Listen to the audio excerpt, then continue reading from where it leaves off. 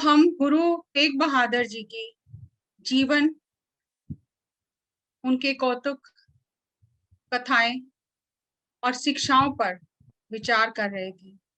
तो यहाँ से हमने शुरुआत की थी पहले दिन कि आध्यात्मिक ज्ञानी, आत्मज्ञानी वो है जो ना किसी से डरता है, ना किसी को डराता है।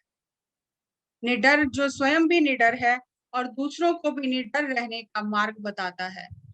कल हमने देखा कि किस तरह से गुरु तेग बहादुर जी को डराने के लिए उनके प्रिय जो शिष्य थे, प्यारे शिष्य थे, उनकी आंखों के सामने उन्हें कष्ट देकर शहीदी दे दी गई। और उन्होंने गुरु तेग बहादुर जी की आंखों के सामने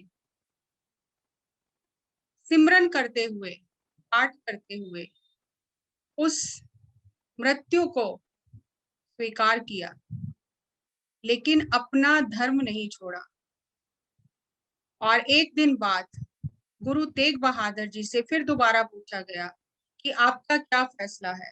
तो गुरु तेग बहादुर जी ने कहा, मैं तो अपना फैसला सुना चुका हूं, मेरा वही फैसला है। तो गुरु तेग बहादुर जी को उन्होंने औरंगजेब के सिपाहियों ने, औरंगजेब ने कहा, फिर आप मृत्यु के लिए तैयार हो जाओ। तो गुरु जी ने कहा, उसी के लिए तो आए हैं। गुरु जी ने कहा कि हम स्नान करके जपजी साहब का पाठ करेंगे, और जब पाठ करके हम अरदास करके अपना सिर नीचे झुकाएंगे, उस समय आप अपनी तलवार चला देना। औरंगजेब ने गुरु तेग बहादुर जी को कहा कि मैं जानता हूं आपका नाम तेग बहादुर है, आप तलवार के धनी हो, आप कुछ करामात दिखाओ। तो गुरु जी ने कहा कि कोई करामात नहीं है,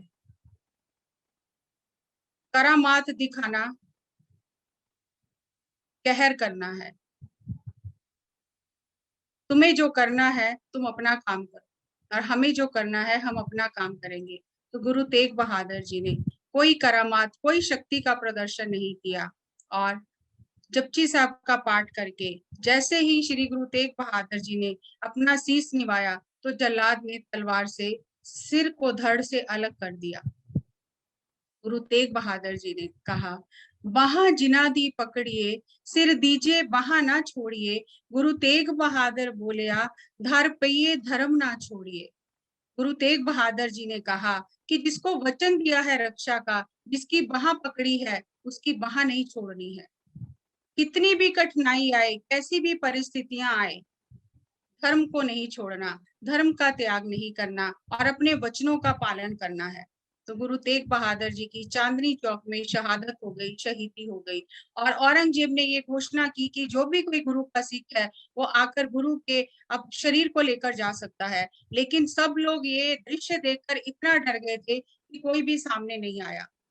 उस समय भाई जेता जी, जिनका नाम था, जो गुरु के सिख थे, इतनी आंधी तूफान और कुदरत का प्रकोप हुआ और पूरी काली अंधेरी रात छा गई। और उस समय भाई जेता जी ने गुरु तेग बहादुर जी के शीश को अपनी गोदी में उठाया, कपड़े में लपेटा, और जल्दी जल्दी दिल्ली से बाहर निकल गए। और चलते चलते अनंतपुर साहब गुरु गोविंद राय जी के पास पहुंचे। और जब गोविंद राय जी को श्री गुरु तेग बहादुर जी का शीश दिया, एक बार कल्पना करके देखो दोस्तों, 9 साल की उम्र है और उन्हें गुरु तेग बहादुर जी यानी अपने पिता का कटा हुआ शीश मिल रहा है। गोविंद राय जी ने भाई जेता जी से पूछा, क्या उस समय वहां कोई सिख नहीं था? तो भाई जेता जी ने कहा, गुरुजी सिख तो बहुत थे, पर सब डर गए थे, औरंगजेब के डर के कारण कोई भी सामने नहीं आया। तो गुरु गोविंद राय जी ने उस समय ये बुलंद आवाज में घोषणा की कि मैं ऐसा खालसा पंथ तैयार करूंगा जो इतना निडर होगा, जो एक एक सिख जो मेरा होगा वो 1.25 लाख का मुकाबला करेगा, और उनके अंदर में इतना आत्मिक बल भर दूंगा कि वो हर परिस्थिति में निडर रहेंगे, कभी डरेंगे नहीं। उस समय गुरु गोविंद राय जी ने ये संकल्प किया, जो 30 वर्ष की उम्र में उनका संकल्प पूरा हुआ, वो इतिहास हम सब जानते हैं। उन्होंने अपने पिता के शीश का संस्कार किया। और माता गुजरी जी, जब उन्होंने अपने पति का कटा हुआ शीश देखा, तो बिल्कुल भी घबराई नहीं, डोली नहीं, रोई नहीं कि ये क्या हो गया है मेरे साथ, क्योंकि उन्होंने तो उतनी ही साधना की थी जितनी गुरु तेग बहादुर जी ने की थी। और उन्होंने अपने पति के आगे नमस्कार करते हुए कहा कि आपने अपना धर्म निभा दिया है और मेरा भी धर्म इस मातलोक पर जिस कार्य के लिए मैं आई हूँ, मेरा भी धर्म निभ जाए। इस तरह की निडरता गुरु जी ने हमें अपने जीवन से सिखाई। तो इसी तरह आगे गोविंद राय जी ने संस्कार किया अपने पिता के शीश का और संगत को उपदेश दिया, और जिस संकल्प को उन्होंने किया था कि मैं ऐसा खालसा पंथ सजाऊंगा, उसकी तैयारी शुरू कर दी। क्या तैयारी थी? सुबह शाम कीर्तन होना, कथा होना, आत्मिक बल को बढ़ाना और फिर शारीरिक बल को बढ़ाना, घुड़सवारी, तीरंदाजी, शस्त्र विद्या सिखों को देनी शुरू की। ग्रंथों का अध्ययन करना, स्वाध्याय करना, जो भी पुरातन ग्रंथ थे उनका अनुवाद करना, ताकि उनका शारीरिक, मानसिक, बौद्धिक विकास हो सके, और आत्मिक विकास को सबसे ऊपर रखा कि सुबह उठते ही ब्रह्म मुहूर्त में सब साधना करें और कथा कीर्तन श्रवण करें, और जिससे उनकी आत्मा सशक्त हो, क्योंकि आत्मा से ही तो निडरता आनी है। आध्यात्मिकता और निडरता ये आत्मा से संबंधित है। और यहाँ गुरु जी का जो शरीर चांदनी चौक में अभी पड़ा था, यहाँ से एक सिख निकल रहा था जिसका नाम था लक्की शाह बंजारा। उसके पास बैलगाड़ियां थी, वो व्यापारी था, उसके पास बैलगाड़ियां थी। और जब उसे पता चला, जब वो लाल किले के पास से निकल रहा था कि इस तरह गुरु तेग बहादुर जी की शहादत हो गई है, उसने अपने पुत्र को कहा कि यही समय है गुरु की सेवा करने का, चल हम जाकर गुरु तेग बहादुर जी के शरीर को वहां से उठाकर लाते हैं। तो अपने बेटे के साथ मिलकर उन्होंने अपने रुई से भरे हुए गड्ढे में गुरु तेग बहादुर जी के शरीर को रखा और वहां से जल्दी जल्दी निकल गए। और उनका घर वहां से 3 किलोमीटर की दूरी पर था, जहां लाल किले पर गुरु जी की शहादत हुई थी, और लक्की शाह भंडारे का घर वहां पर था जहां आज सेंट्रल सेक्रेटेरिएट है, जहां पर रकाबगंज गुरुद्वारा है। वो जल्दी से अपने घर आ गया, और क्योंकि शरीर को संभालना कठिन था, तो उसने उसके अंतर आत्मा की आवाज, अंदर की आवाज आई कि मैं गुरु के ऊपर सब कुछ कुर्बान कर दूंगा, लेकिन मैं अपने गुरु का अनादर नहीं होने दूंगा।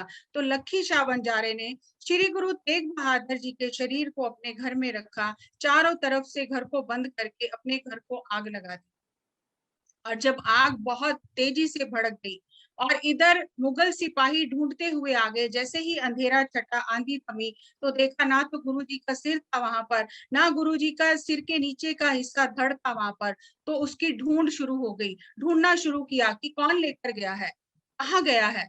तो ढूंढते ढूंढते जब वो लक्की शाह भंडारे के घर के पास आए, उन्होंने देखा कि इसके तो घर को आग लगी हुई है। तो किसी को भी शक नहीं हुआ कि ये लक्की शाह बंजारा ही गुरु जी का शरीर लेकर आया है। और इस तरह उसने निडरता से गुरु जी के शरीर का संस्कार किया, और गुरु जी की अस्थियों को इकट्ठा करके एक बर्तन में डालकर वहां जगह निशानी लगाकर वहां पर उसे दबा दिया।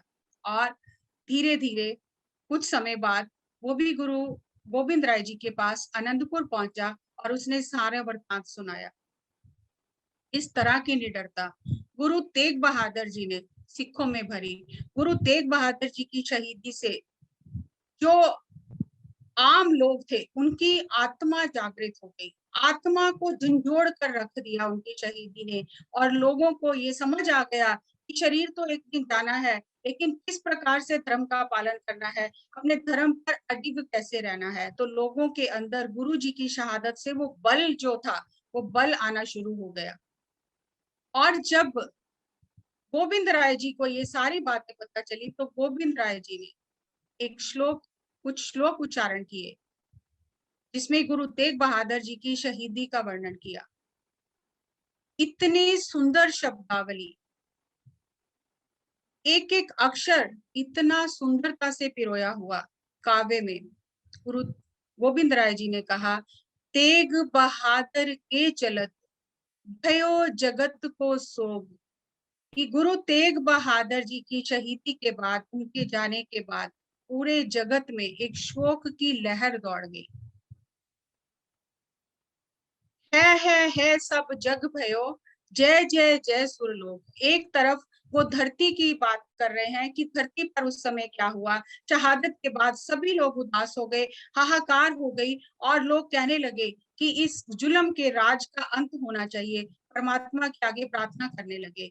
हाहाकार हो गई सब तरफ। और दूसरी ओर उच्च लोकों में जय जयकार होने लग गई। तेग बहादुर के चलत भयो जगत को सोग, है सब जग भयो, जय जय जय सुरलोक। सुरलोक में, उच्च लोकों में जय जयकार हुआ कि आत्मा धर्म की रक्षा करके गुरु तेग बहादुर जी वापस आए हैं। हर एक आत्मा जो धरती पर जन्म लेती है अपने उद्देश्य के साथ आती है, और जो आत्मा अपना उद्देश्य पूर्ण करके चली जाती है उसका उच्च लोकों में बहुत स्वागत सत्कार होता है। जो धरती पर हमें लगता है कि बहुत गलत हुआ है, बहुत कठिनाई का समय है, दुख है ये हमारे लिए, ये मृत्यु है हमारे लिए, ये शरीर की मृत्यु को ही हम सब कुछ मान लेते हैं। लेकिन उच्च लोकों में जब जय जयकार होती है कि ये आत्मा जो है ये अपनी यात्रा को पूर्ण करके आई है, तो वहां का जो दृश्य है उसका चित्रण गुरु जी ने अपने काव्य में किया और गुरु तेग बहादुर जी की शहादत के प्रति कहा, तिलक जंजू राखा प्रभुता का, कीनो बड़ो कलू में साका। ये नहीं कहा कि मेरे पिता ने हिंदू धर्म की रक्षा की है, जबकि उनके पिता ने ही की है, लेकिन शब्दावली ऐसी सुंदर इस्तेमाल की है गुरु जी ने कि तिलक जंजू, तिलक और जंजू की, जनेऊ की रक्षा करने के लिए प्रभु ने एक बहुत बड़े घटनाक्रम को अंजाम दिया है। उन्होंने ये नहीं कहा कि मेरे पिता ने किया है, क्योंकि आत्मा के स्तर पर, वो शक्ति के स्तर पर जानते हैं कि वो शक्तियों से परिपूर्ण थे, वो प्रभु थे और वो यही कार्य के लिए आए थे। तो उन्होंने कहा कि तिलक जंजू राखा प्रभुता का, कीनो पटो कलु में साका। बहुत बड़े घटना को अंजाम दिया और धर्म की स्थापना की। और गुरु तेग बहादुर जी ने वचन वचन को पूर्ण किया और धर्म के लिए अपने शरीर का बलिदान दे दिया, लेकिन धर्म को नहीं छोड़ा। निडरता से जीना सिखाया कि किस तरह निडर होकर हम अपना जीवन जी सकते हैं। जो आत्मा के स्तर पर निडर हो जाते हैं उन्हें मृत्यु का भय भी नहीं लगता, वो मृत्यु को भी हंसते हुए गले लगा लेते हैं। गुरु तेग बहादुर जी ने अपनी गुरबानी में कहा है, बाल ज्वानी और बिरद फुन तीन अवस्था जान, कह नानक हर भजन बिन बिरथा सब ही मान। बालपन, जवानी और वृद्धावस्था, ये मनुष्य जीवन की 3 स्टेजेस हैं। और हमें लगता है जब हम बूढ़े हो जाएंगे, जब हम सब अपने सुख भोग लेंगे, तब हम परमात्मा का नाम लेंगे, तब हम ध्यान करेंगे। लेकिन यहाँ पर श्री गुरु तेग बहादुर जी ने इन शब्दों में इतनी गहराई से हमें बताया है कि बाल, जुआनी और बिरध फूल, मतलब ये जो तीनों स्टेजेस हैं, childhood, youth and old age, know these 3 stages of life, says Nanak, without meditating on the Lord all are useless। ये तीनों व्यर्थ चली जाती हैं अगर साधना ध्यान नहीं किया जाता। तो इसका अर्थ क्या हुआ? इसका अर्थ ये हुआ कि हमें बचपन से ही साधना करनी शुरू करनी है। ये इंतजार नहीं करना कि हम बूढ़े हो जाएंगे तब साधना करेंगे। बचपन और जवानी में की हुई साधना ही आगे जाकर बुढ़ापे में काम आती है। जब शरीर में ऊर्जा है, जब शरीर तंदुरुस्त है, जब हमारे पास काम करने की क्षमता है, तब हम अपनी आत्मा की प्रगति के लिए भी मेहनत करें। और वो जो मेहनत जवानी और बचपन में की जाती है वही बुढ़ापे में हमारे काम आती है। तो अगर बचपन में भी ध्यान नहीं किया, जवानी में भी ध्यान नहीं किया, वृद्धावस्था में भी ध्यान नहीं किया, तो ये मनुष्य जीवन ऐसे ही व्यर्थ चला जाता है। जो इतना अनमोल जीवन है, जिसके लिए देवी देवता तरसते हैं, वो मनुष्य जीवन बिना ध्यान के, बिना साधना के ऐसे ही व्यर्थ चला जाता है। तो इसीलिए हमें बचपन से ही बच्चों को ध्यान की शिक्षा देनी चाहिए, ताकि वो अपने जीवन को शुरुआत से ही, जब बीज ही अच्छा डाला जाएगा तो वृक्ष अपने आप अच्छा होगा। ये गुरु तेग बहादुर जी की शिक्षा है। और गुरु तेग बहादुर जी ने ये बताया है, उस्तत निंदा दो त्यागे, खोजे पद निर्वाणा, जन नानक ये खेल कठिन है, किन्हु गुरमुख जाना। ये जो धरती है इसमें दो डुअलिटी है, द्वैत है, पोलैरिटी है, दो किनारे हैं, हर चीज जुड़ी हुई है, दो चीजें, विरोधाभासी चीजें जुड़ी हुई हैं। सुख है तो दुख है, खुशी है गमी है, उस्तत है निंदा है। और हमें लगता है हम सिर्फ सिमरन करते रहे, दिन रात सिमरन करते रहे और हम पार हो जाएंगे। लेकिन जो कोड ऑफ कंडक्ट दिया गया है, जो जीवन जीने का हमें सूत्र दिया गया है, अगर हम उसकी पालना नहीं करेंगे तो कैसे हम पार हो जाएंगे, कैसे हमारा कल्याण हो जाएगा। हमें अगर दवाई दी गई है, उसके साथ परहेज बताया गया है, हम दवाई तो ले रहे हैं लेकिन परहेज करने के लिए हम तैयार नहीं है, हम अपनी मन मर्जी करना चाहते हैं, तो कैसे हमारा कल्याण होगा। तो गुरु जी कहते हैं कि ये जो उस्तत और निंदा, उस्तत मतलब प्रेज एंड ब्लेम, निंदा, हर व्यक्ति अपनी प्रशंसा सुनकर खुश होता है और दूसरे की बुराई सुनकर खुश होता है। अपनी प्रशंसा, अपने गुणों को वो बढ़ा चढ़ाकर कहना चाहता है और दूसरे के अवगुणों को बढ़ा चढ़ाकर बताना चाहता है, बताता है, और इसे ही निंदा कहा जाता है। और हर व्यक्ति उस्तत और निंदा दोनों में उलझा हुआ है, क्योंकि एक को छोड़ेंगे तो दूसरा साथी है, दूसरा उससे अलग नहीं है, क्योंकि दोनों एक ही सिक्के के पहलू हैं। तो गुरु जी ने कहा कि जो इन दोनों का त्याग कर देता है, इन दोनों का त्याग करने से हम वो निर्वाण की अवस्था की खोज कर सकते हैं। और ये कहा कि ये करना कठिन है, लेकिन ये वही कर सकता है जिससे अपने गुरु से ज्ञान मिलता है। जो गुरु के ज्ञान पर चलता है वो इन दोनों से परे हो जाता है। जैसे पहले हमने जाना कि सुख दुख का उसके ऊपर कोई प्रभाव नहीं पड़ता, और जब आत्मज्ञानी हो जाता है, उसकी कोई प्रशंसा करे उस पर कोई असर नहीं होता, और कोई उसे बुरा भला कहे तो भी उसे कोई फर्क नहीं पड़ता। वही लोग हमारी आज प्रशंसा करते हैं और वही लोग कल हमारी बुराई करते हैं। और हम प्रशंसा होती है तो हम बहुत प्रभावित हो जाते हैं, बुराई होती है तो हम बहुत दुखी हो जाते हैं। तो श्री गुरु तेग बहादुर जी ने कहा, जो उस्तत और निंदा दोनों से परे हो जाता है, दोनों का त्याग कर देता है, ना तो अपना काम निकलवाने के लिए किसी किसी की अनावश्यक प्रशंसा करता है, ना किसी के अवगुणों को बखान करता है, वो जो इस तरह का, जिसका मनोस्थिति हो जाती है, जो इन दोनों चीजों से परे हो जाता है, वो निर्वाण पद को प्राप्त कर लेता है, वो निर्वाण अवस्था को खोज लेता है। ये कठिन है, लेकिन जो गुरु की आज्ञा का पालन करता है, जो गुरु के बताए हुए मार्ग पर चलता है, वो इस खेल को समझ जाता है और इस खेल को जीत जाता है। अगर हम सिर्फ यही एक सूत्र अपने जीवन में अपना लें कि हम किसी की अनावश्यक प्रशंसा नहीं करेंगे अपना काम निकालने के लिए, और किसी की निंदा भी नहीं करेंगे, तो हमारा ध्यान में उतरना बहुत आसान हो जाएगा। हम बहुत जल्दी ध्यान में उतर जाएंगे। हम अपना काम निकालने के लिए हर दिन लोगों की प्रशंसा करते हैं, उनकी बुराइयां करते हैं। इसीलिए अगर हम आज देखें, इसी चीज को अगर हम देखें, और बहुत सिंपल सादे ढंग से पत्री जी ने हमें बताया कि gossip is the cancer for the soul. हमें गपशप, आलतू फालतू की बातों में अपना समय खराब नहीं करना है, अपनी साधना करनी है, और हम दोनों से परे हो जाएंगे। ना हम प्रशंसा से प्रभावित होंगे, ना हम बुराई से प्रभावित होंगे, तो हम अपनी निर्वाण स्थिति को प्राप्त कर लेंगे। इसी तरह ये कहा, हरख सोग जाके नहीं, बैरी मीत समान, कहो नानक सुन रे मना, मुकत ताहे तै जान।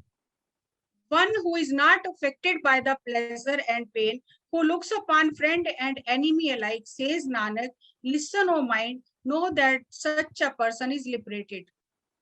जिसको खुशी और गमी का, जिसके ऊपर प्रभाव नहीं पड़ता, जिसके लिए दुश्मन और मित्र एक समान है, हे मेरे मन, जो इस तरह का जीवन जीता है वो मुक्त है, वो पुरुष जीवन मुक्त है, वो व्यक्ति जीवन मुक्त है। लेकिन हम हर छोटी छोटी चीज से प्रभावित होते हैं, हर छोटी छोटी चीज से डरते हैं, हमारा मन स्थिर नहीं है, हमारा मन यहाँ वहां भटकता रहता है, और हम हमेशा हर जगह से कुछ ना कुछ नकारात्मक ढूंढते रहते हैं। हमें अपने मन को उस नकारात्मकता से बाहर निकालना है, साधना करनी है। और ये जो द्वैत, ये धरती पर जो द्वैत है, इसमें हमें अद्वैत का सबक सीखना है, क्योंकि ऐसा हो नहीं सकता कि हम एक को छोड़ें और दूसरा जो है वो अलग रहे, नहीं, दोनों जुड़े हुए हैं। अगर सुख है तो दुख आएगा, अगर आज कोई हमारी प्रशंसा कर रहा है कल वही हमारी बुराई करेगा, अगर आज हम खुश हैं और कल हम उदास भी हो सकते हैं। और जो इन सभी अवस्थाओं में निर्लेप रहता है, इनसे प्रभावित नहीं होता, वो ही जीवन मुक्ति को प्राप्त करता है। और गुरु तेग बहादुर जी ने अपनी गुरबानी में जो भी शब्द उच्चारण किए हैं, बार बार अगर आप देखोगे हर जगह ये शब्द इस्तेमाल किया है, सुन रे मना, कहो नानक सुन रे मना। यानी शरीर जैसा है वो ठीक है, आत्मा जैसी है वो ठीक है, किसको रूपांतरित होना है, किसको बदलना है, किसको इस अध्यात्म के मार्ग पर चलना है, मन को चलना है, तो मन को ही सुधरना है। इसीलिए कहा गया है ये अध्यात्म की साधना मन को साधने की साधना है, और जिसने अपने मन को जीत लिया उसने सब कुछ जीत लिया। तो पूरे गुरबानी में मन को उपदेश दिया गया है। कभी मन को मित्र कहा गया है, कभी मन को कहा गया है तू निर्लज है, तू गलत रास्ते पर चल रहा है, कभी मन को डांट डपट कर समझाया गया है कि किसी तरह से हमारा मन ये संसार के आकर्षण से थोड़ी देर के लिए मुक्त हो जाए और स्वयं के भीतर जाए, स्वयं के भीतर की यात्रा करे और अपनी शक्तियों को पहचाने। और जब हम अपनी शक्तियों को पहचानते हैं, अपने भीतर जाते हैं, तो क्या होता है, हम स्वयं परमात्मा हैं, ये ग्रंथों में कहा गया है, हम ही परमात्मा हैं। तो लेकिन हमारे मन ने उस शक्तियों के ऊपर पर्दा डाल दिया है, और जब हम अपने अंदर जाते हैं, साधना करते हैं, वो पर्दा उतर जाता है, तो हमारी जो तरंगे हैं, हमारी जो ऊर्जा है, हम परमात्मा की ऊर्जा के साथ में हमारी ऊर्जा का संतुलन हो जाता है, और हम अपने ब्रह्म स्वरूप को, अपने आत्म स्वरूप को पहचान लेते हैं। और ये तभी हो सकता है जब हम स्वयं के भीतर की यात्रा करें, और सब कुछ बताने के बाद, सब उपदेश देने के बाद, एक जगह पर गुरु तेग बहादुर जी ने कहा कि सब कुछ बता दिया गया है मनुष्य को, लेकिन फिर भी उसकी मुक्त इच्छा है, उसे करना है या नहीं करना है, इस मार्ग पर चलना है कि नहीं चलना है, ये उसकी स्वयं की इच्छा है। चेतना है तो चेत ले निस दिन में प्राणी, अगर तुझे जागना है तो जाग जा, अगर नहीं जागना तो कोई बात नहीं, फिर किसी जन्म में जागेगा। तो ये मुक्त इच्छा है कि तुझे जागना है कि अभी भी सोना है, सब कुछ बता दिया गया है, क्या करना है क्या नहीं करना है, ना डरना है ना डराना है, ना जीवों को दुख देना है, और ना सुख दुख और प्रशंसा से और बुराई से प्रभावित होना है, और अपने भीतर जाकर उस निर्वाण स्थिति को, उस निर्वाण अवस्था को प्राप्त करना है। और वो तभी होगा जब हम ध्यान करेंगे। दोस्तों, हमारे साथ पत्री सर और पत्री मैडम जुड़ चुके हैं, तो मैं पत्री मैडम का बहुत बहुत स्वागत करती हूँ। और मैडम से मेरी अनुरोध है कि ये जो हम गुरुपुरब मना रहे हैं, और ये जो हम गुरु की शिक्षाओं पर अमल करने का प्रयास कर रहे हैं ध्यान करके, और वही शिक्षाएं हमें पत्री जी भी दे रहे हैं कि बी फियरलेस। हम छोटी छोटी चीजों से डरते हैं, तो अध्यात्म का और निडरता का बहुत गहरा संबंध है। ये भी एक ही सिक्के के दो पहलू हैं। अगर आप आत्मज्ञानी हैं तो आपको कोई डर नहीं है, और अगर आप अभी आत्मज्ञानी नहीं बने तो कोई ना कोई डर तो है अंदर। तो मैं मैडम से अनुरोध करती हूँ कि इस अवसर पर हमें संदेश दें। नमस्ते एवरीबॉडी। नमस्ते मैम। देखो, मैंने भी आपके जैसे ड्रेस किया। Yes yes. अच्छा लग रहा है। जहाँ रहते हैं वैसा बेस बदलना चाहिए। यस। बहुत अच्छा लगा। या जैसे ने कैसा किया, जैसा बोला कि फियरलेस होना चाहिए, हमेशा वो 100% ट्रू है। जब हम फियरलेस होते हैं, डरपोक होते हैं, कुछ नहीं कर पाते हैं। डरपोक होने से जीने से कुछ फायदा नहीं। हर चीज से डरना, हर बात से डरना, हर चेंज से डरना, ये छोड़ देना चाहिए। हम सबके लिए कुछ भी हो, आगे बढ़ते रहना चाहिए। हर चीज से आगे बढ़ना चाहिए। यही सीखना है हमें जन्म में। हर जन्म में यही सीखना है, आगे बढ़ना है, आगे बढ़ना है, आगे बढ़ना है।